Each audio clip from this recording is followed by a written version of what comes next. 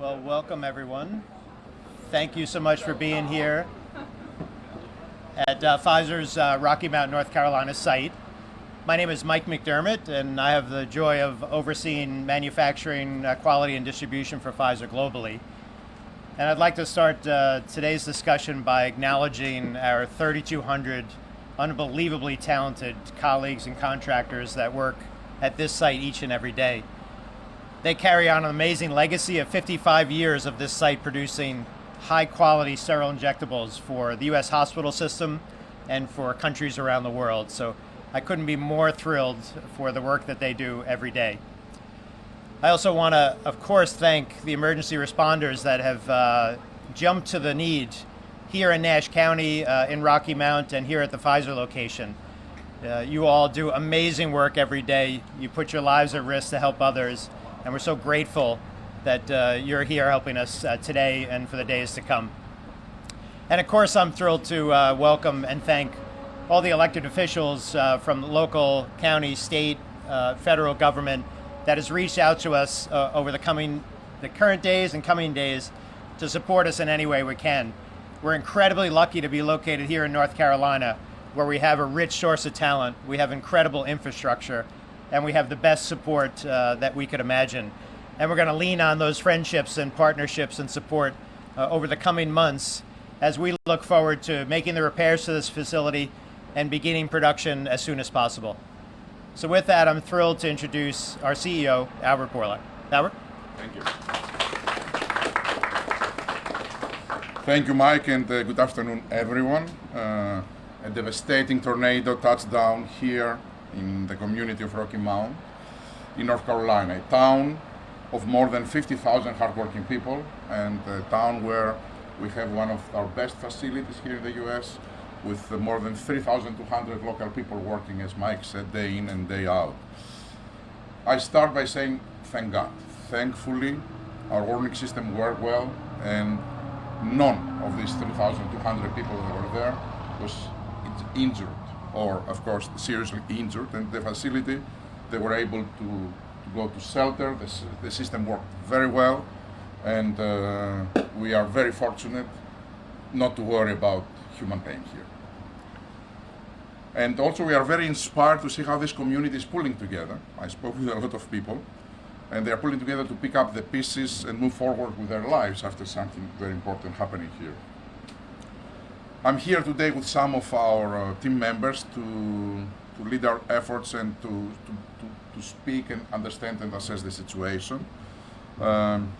We are dealing with a big disaster here in terms of damages, but our team has performed heroic acts.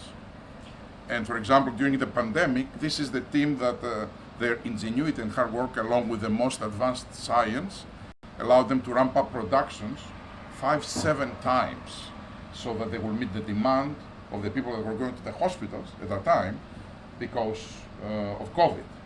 And they are the same people that did this, and they are the same people that are now asked to come back and rebuild what nature destroyed, so that no American will feel the lack of a medicine, of a life-saving medicine in the hospitals, because they are needing them. We are committed to do all we can to help, first of all, our colleagues, this site, and let me share some of the details of what we are doing. Let me start with our colleagues. We are supporting our local colleagues, and we have made a commitment to pay everyone through the duration of the site's closure, irrelevant if they work or not.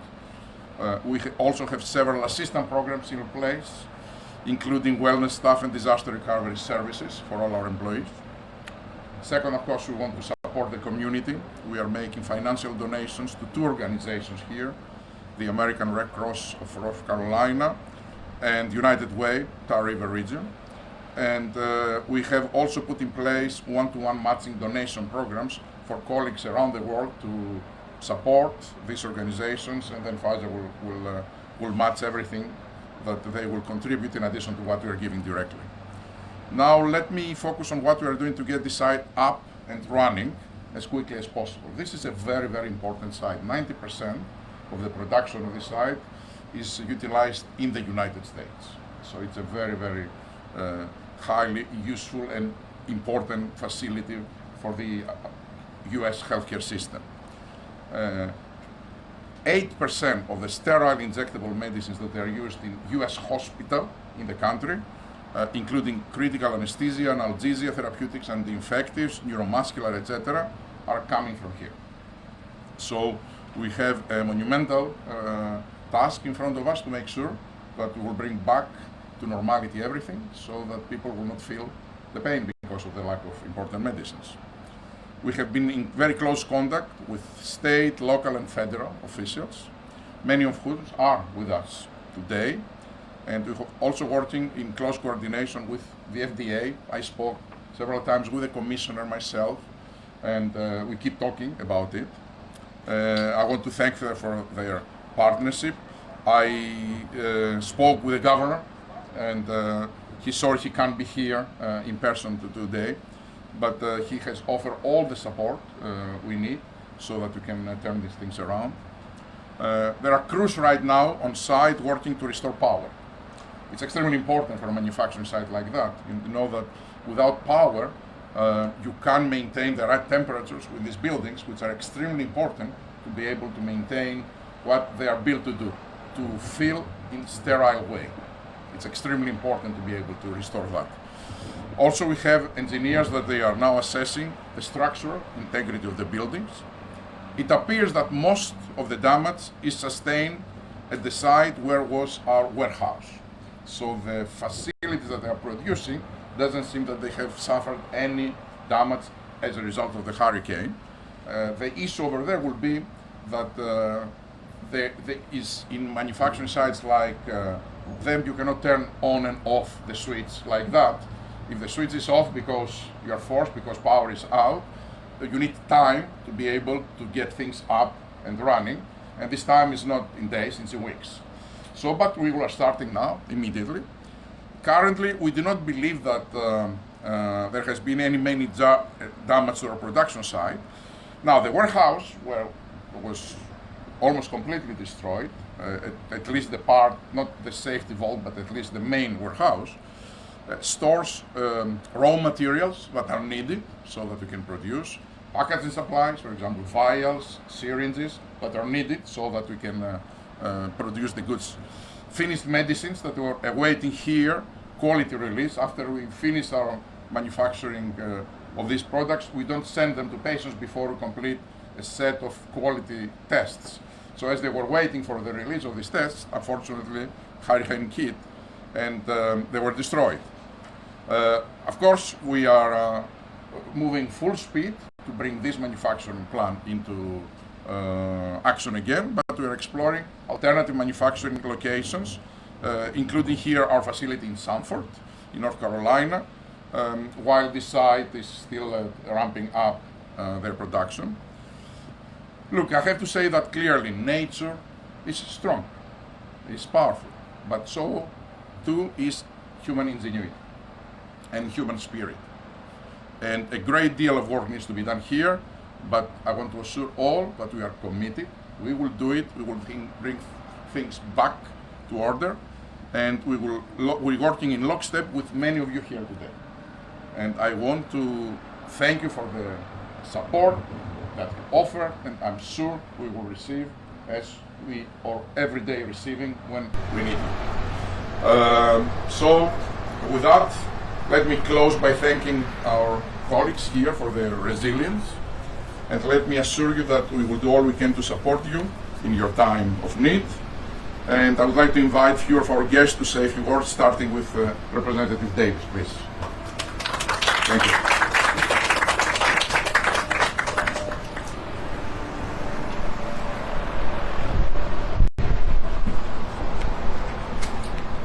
Thank you very much, Dr. Bourla. And to this community, we have the mayor and members of the mayoral team, the city team that's here, to former colleagues of the General Assembly. Also, we have cabinet members that are here today. Thank you for being here, Secretary, both secretaries, and the Attorney General. I would say when I look around and think about the Pfizer family. Wow, they're resilient. When I heard about the weather conditions the other day and the devastation here at Pfizer, my heart immediately went out to the families. We're grateful there were no fatalities. And thank God for the first responders and the local officials who have led the way. My thoughts and prayers remain with the Pfizer team, the employees and their families, and others too in the city while we're here that have been impacted. I was here just a few weeks ago speaking to business owners, trying to see how we could help. Like we were in the office talking about coming here to Pfizer, looking at how we could help continue to position Pfizer. And I would not have imagined that we would be returning this soon in this way. So please know that I will do everything within my power to assist, because the success of our businesses, the success of Pfizer is crucial to Eastern North Carolina's future.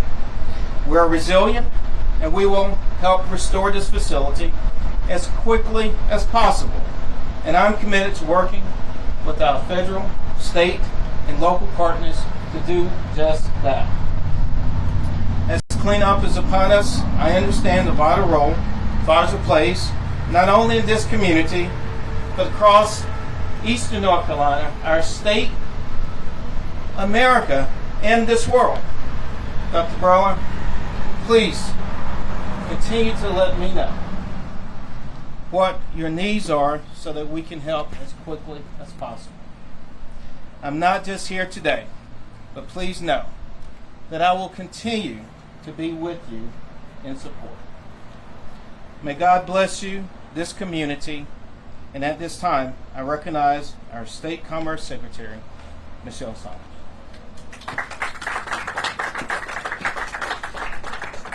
Good afternoon, everyone, and thank you for being here today. It's an unfortunate time, but yet it is a time to reflect and focus on the strength of North Carolina and the strength of an industry that truly has saved lives, continues to save lives, and change lives. Yesterday, Secretary Buffalo and I were in the community. We visited homeowners and those who have been impacted by this storm, and our hearts and prayers go out to them. The administration, Governor Cooper's administration, stands ready to assist and help however we can. We have engaged within Commerce. We have been engaged with the local workforce boards, our Workforce Solutions Group, and our Employment Security stands ready if needed to help as we all go through this time. North Carolina is recognized for its collaboration and its partnership and its strong and, I would say, resilient spirit in the face of devastation by nature, whether it's a hurricane or a tornado. Our General Assembly, our other elected officials, with the governor's leadership, we have joined together and have been through and have come through a lot. So there is a proven track record at Pfizer and in North Carolina that we will get through this as well. And to those families and communities that you serve here and around the world, I believe, based on my experience in industry, which is about over 32 years running a manufacturing plant, that this facility will get back online. These talented individuals are committed to the mission of saving lives and having an uninterrupted supply of quality products for patients around the world. And I also believe that by being the centerpiece of this community, surrounded by so many people and partners who are willing, able, and committed to helping this facility get back online, operational, and back into the commercial markets of products being manufactured here, that this, at the end of this, will be another success story not only for this community and this state, but for our nation as we continue to supply products to patients. I also want to thank colleagues here in the economic development community. I see Mr. Tolson and our chamber president here. Thank you so much for being a part of this. You matter to this state. The jobs matter to the families and the community in this state, and you surely matter to our future. So I am pleased to be here today. Governor Cooper, I know, will be visiting and has spoken with you.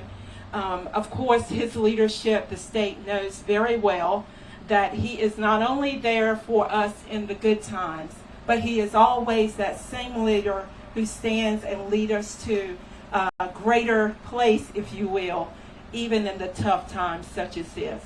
So we're fortunate for that. So thank you very much. Thank you for your continued contributions to this community and to the state. Our prayers are with the families of those who have been impacted, those who don't have shelter, who don't have power and electricity, and those who were honestly already on the breaking point of a devastating time within their community and within their families for other reasons. Don't think that this will break you, because you have all of us and many others to help you move through this difficult time. Thank you very much for the opportunity, and we look forward to continuing to partner with you. And at this time, I'm going to leave it with the city manager, Mr. Keith Rogers.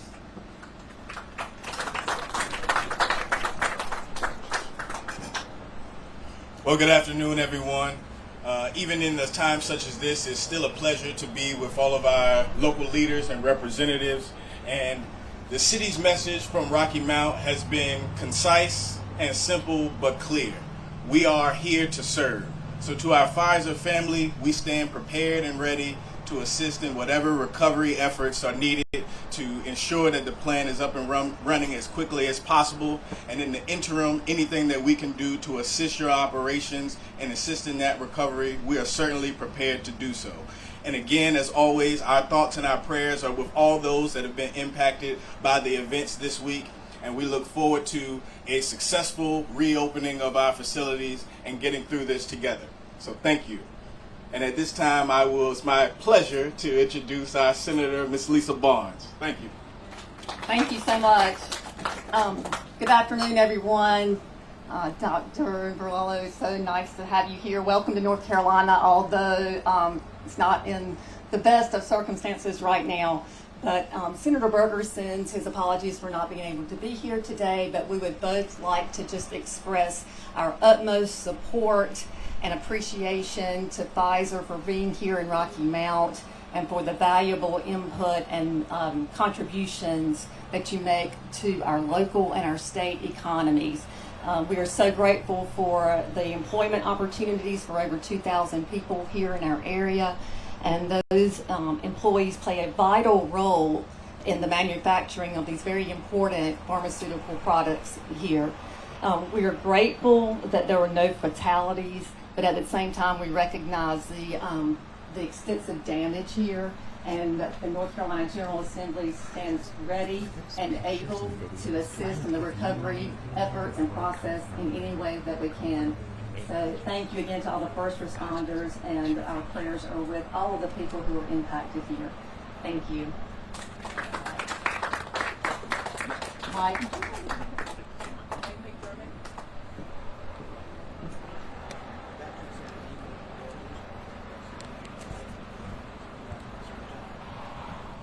Well, thank you all so much. We're going to conclude, Amy, with some Q&A. Yes, that I'll ask Amy Rose to coordinate for us. So, afternoon.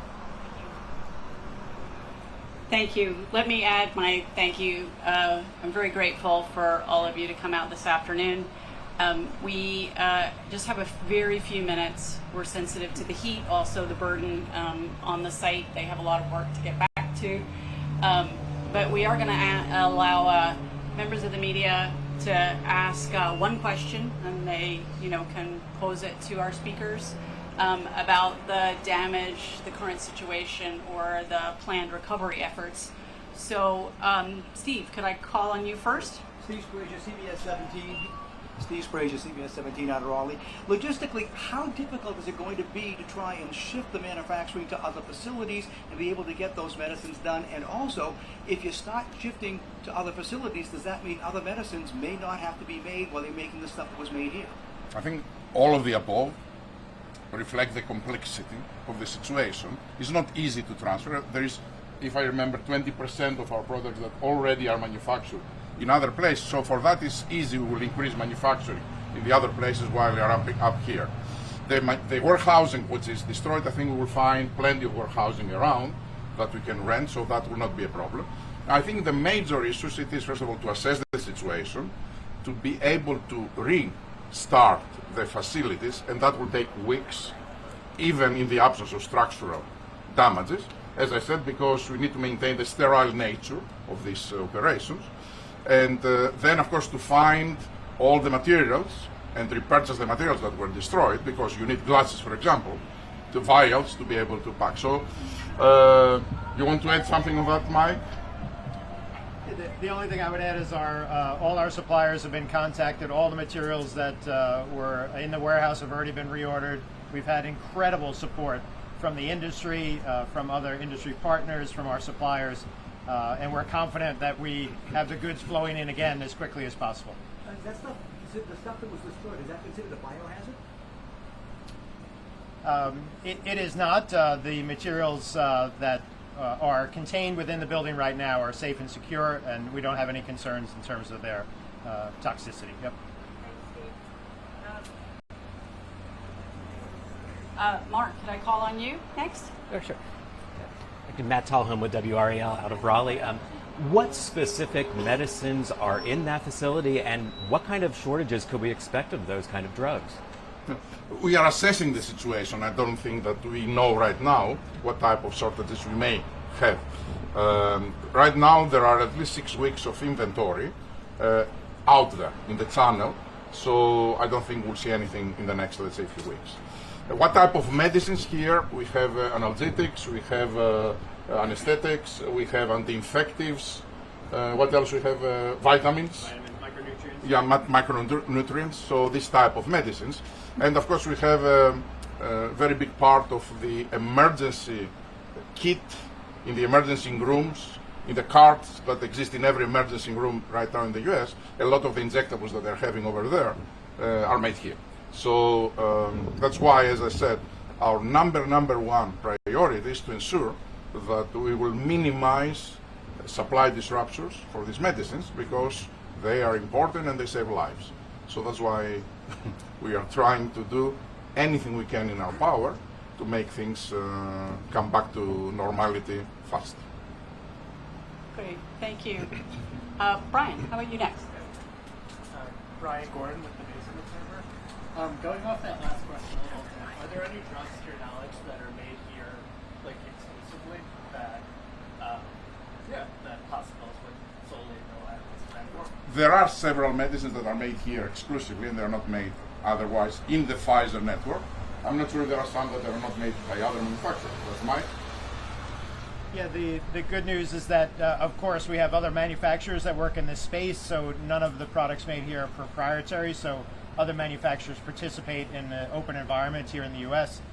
So it's really looking at the products we make here, the products that have inventory, the products that are made by other manufacturers, and as Albert said, the products that could be made at other locations. So all of these are in play for us, and of course working with the FDA and particularly if we need any support with getting other locations running. So these are the steps that we'll take over the coming days and weeks to ensure supply of medicines to patients.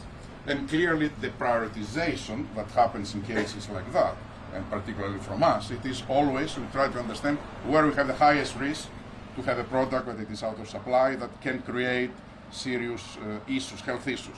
And then we go with them first to try to find solutions, and then slowly, and gradually we expand to have the full manufacturing capacity up and running.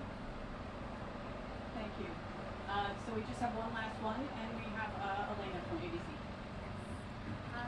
I know we're very early on and we have engineers here now doing assessments, but do you have any idea, any sort of timetable of how long it might take to bring some of these facilities back online and what the financial costs might I asked the question of when we can have these facilities up and running, and as Mike very prudently told me, we need to assess well the situation. It's a serious answer, so that affects a lot of public health, so we need to make a very, very careful assessment, and we will answer that when we have. In terms of how much it costs, I don't know and I don't care. This is not at all, right now, one of the variables. The only variable it is that the corporate reputation of Pfizer is so important. I don't want anyone to feel that we didn't do everything we could to bring medicines that are life-saving to people humanely possible. So it's irrelevant. Thank you, everyone. So that concludes today's program. Once again, we're very grateful for everyone's time this afternoon. If you do have any questions or needs after this afternoon, please feel free to be in contact with your Pfizer representative or point of contact. Happy to be working with you to really bring this plant back to where it was and even beyond. Thank you.